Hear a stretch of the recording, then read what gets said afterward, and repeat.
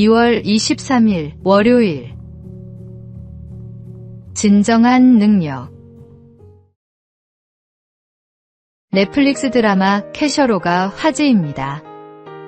극중 캐릭터인 공무원 당상웅은 손에 쥔 현금만큼 힘이 세지는 초능력을 얻지만 능력을 쓸 때마다 돈이 사라집니다. 그는 돈이 아주 많았으면 착하게 살았을 텐데라고 생각하지만 정작 어머니가 평생 모은 3천만 원을 손에 쥔 날, 추락하는 버스를 구하며 진정한 영웅이 됩니다. 이 드라마는 씁쓸한 현실을 담고 있습니다. 극중 빌런은 현대사회에서 초능력보다 더 센 게 뭔 줄 알아? 돈이야 라고 말합니다. 돈이 곧 능력이 되는 세상. 그 안에서 자기 것을 써가며 남을 돕는 것이 얼마나 어려운지를 보여줍니다. 성경은 주는 것이 받는 것보다 복이 있다고 말씀합니다. 진정한 능력은 가진 것에 많고 적음이 아니라 가진 것을 나눌 수 있는 마음에 있습니다. 주인공이 버스를 구한 순간 그가 잃은 것은 돈이었지만 얻은 것은 생명이었고 의미였습니다. 우리에게도 각자의 초능력이 있습니다. 시간, 재능, 물질, 관심이 그것입니다. 그것을 움켜쥐고 있을 때는 무거운 짐이지만 나눌 때 진정한 가치가 됩니다. 하나님께서는 우리가 가진 작은 것이라도 기꺼이 나누기를 원하십니다. 나누는 것, 그것이 진짜 능력입니다. 오늘의 말씀. 주는 것이 받는 것보다 복이 있다. 오늘의 만나. 가진 것을 나누는 일은 쉽지 않습니다. 하지만 그 순간 우리는 하나님의 사랑을 전하는 통로가 됩니다.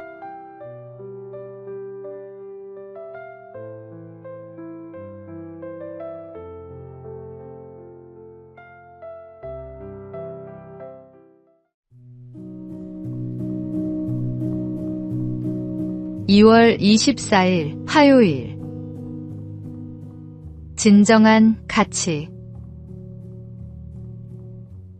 어느 날 장의차를 타고 가는데 앞에 쌀가마니처럼 보이는 짐을 가득 실은 트럭이 달려가고 있었습니다. 그런데 트럭이 덜컹거리는 바람에 가마니 하나가 땅에 툭 떨어졌습니다. 트럭이 그냥 달려가자 장의차 운전사는 차를 급히 세우고 그 가마니를 차에 실으려 했습니다. 그때 동네 사람들도 몰려 나왔습니다. 운전사는 자신이 먼저 보았으니 자기 것이라 주장했고 동네 사람들은 자기 동네에 떨어진 것이니 자기 것이라며 다투기 시작했습니다. 그때 한 집사님이 가마니를 열어보고 너털웃음을 지으며 말했습니다. 이것은 쌀가마니가 아니고 흙가마니요. 사람들은 에이 하면서 그 흙가마니를 그대로 내버려둔 채 흩어졌습니다. 사람들은 무엇 때문에 싸우는지도 모른 채 열심히 다투며 살아갑니다.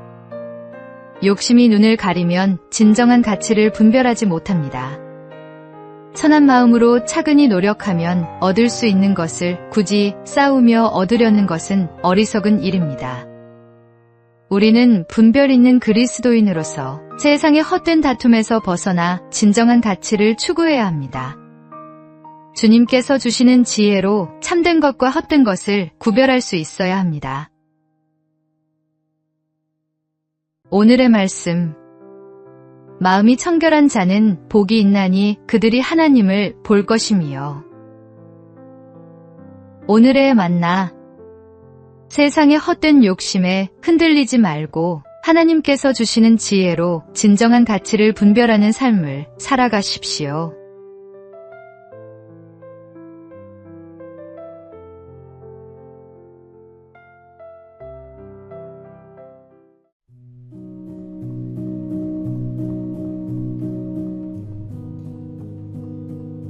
(2월 25일) 수요일. 사람을 보는 눈. 한 대학병원에 청소 담당 직원이 있었습니다. 그는 매일 새벽 병원 복도를 청소하며 환자들과 인사를 나눴습니다. 어느 날 한 교수가 그에게 물었습니다. 매일 환자들과 대화를 나누시는데 힘들지 않으세요? 그는 웃으며 답했습니다. 저는 환자분들을 환자로만 보지 않아요. 누군가의 부모님이고 자녀이고 친구예요. 그분들의 이야기를 들어주는 것만으로도 위로가 된다면 기쁩니다. 몇 년 후 그 교수는 큰 병에 걸려 입원했습니다. 어느 날 새벽, 청소 직원이 병실 문을 두드렸습니다. 교수님, 괜찮으세요? 오늘은 얼굴이 좀 안 좋아 보이시네요. 교수는 그제야 깨달았습니다. 자신은 환자들을 병명으로 대했지만 이 청소 직원은 사람들을 사람으로 대했다는 것을. 예수님께서는 서로 사랑하라고 말씀하셨습니다. 진정한 사랑은 상대방의 직함이나 위치가 아니라 그 사람 자체를 보는 것입니다. 우리는 사람을 만날 때 어떤 눈으로 바라봅니까? 이용할 수 있는 도구로 보는지, 아니면 존중해야 할 인격으로 보는지, 그 차이가 관계의 깊이를 결정합니다. 오늘의 말씀. 각각 자기보다 남을 낮게 여기고 각각 자기 일을 돌볼 뿐더러 또한 각각 다른 사람들의 일을 돌보아. 오늘의 만나. 오늘 만나는 사람을 직함이나 역할이 아닌 하나님의 형상으로 지음받은 귀한 존재로 바라보시기 바랍니다.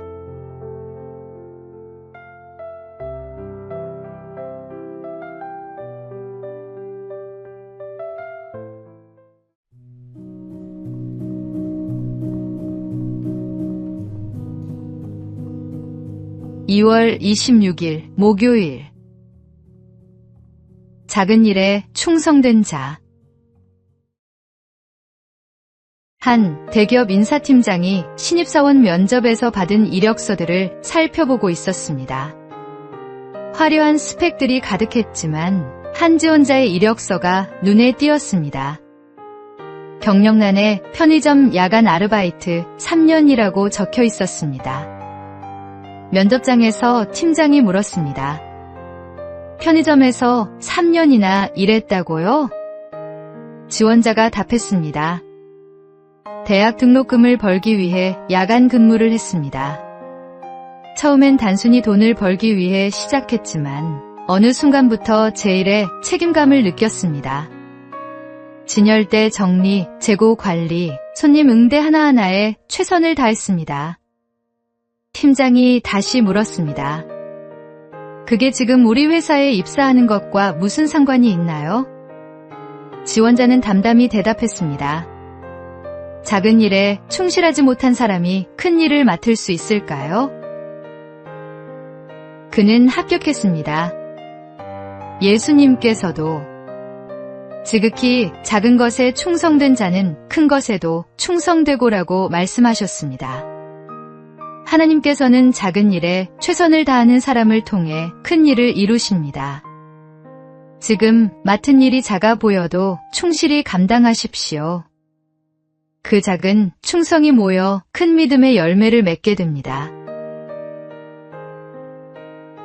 오늘의 말씀. 지극히 작은 것에 충성된 자는 큰 것에도 충성되고 지극히 작은 것에 불의한 자는 큰 것에도 불의하니라.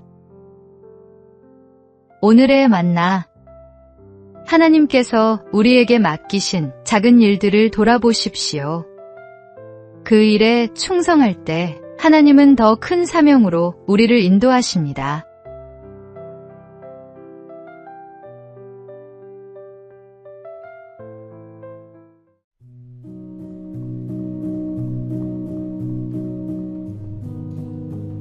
(2월 27일) 금요일.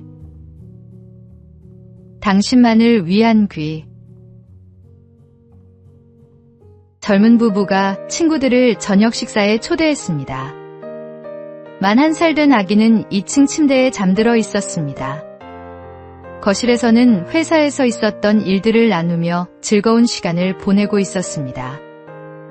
떠들썩한 웃음과 음악 소리로 집안이 가득했습니다. 그런데 갑자기 젊은 여주인이 얘기하다 말고 자리에서 벌떡 일어나 2층으로 올라갔습니다. 아기의 울음소리를 들었기 때문입니다. 다른 사람들은 아무도 듣지 못했습니다. 모두가 이야기와 음악에 심취해 있었지만 어머니만은 달랐습니다. 어머니이기에 그 작은 울음소리를 들을 수 있었던 것입니다. 하나님도 마찬가지입니다. 우리의 울음소리에 귀를 기울이고 계십니다. 당신이 목마르고 배고프고 슬프고 힘들어서 울 때마다 하나님은 그 울음을 달래주기 위해 달려오십니다. 당신의 기도가 다른 사람의 기도에 밀려 묻힌다고 근심하지 마십시오. 사람들이 돌아보지 않아도 하나님은 당신을 향해 뛰어올 준비가 되어 계십니다. 세상의 소음이 아무리 크더라도 하나님은 당신의 작은 신음까지도 들으십니다. 무엇이든 기도하십시오. 하나님은 당신만을 위한 귀를 열어두고 계십니다. 오늘의 말씀. 아침에 주께서 나의 소리를 들으시리니 아침에 내가 주께 기도하고 바라리이다. 오늘의 만나. 오늘 작은 기도라도 주님께 올려드리시기 바랍니다. 그분은 당신의 기도를 듣고 계십니다.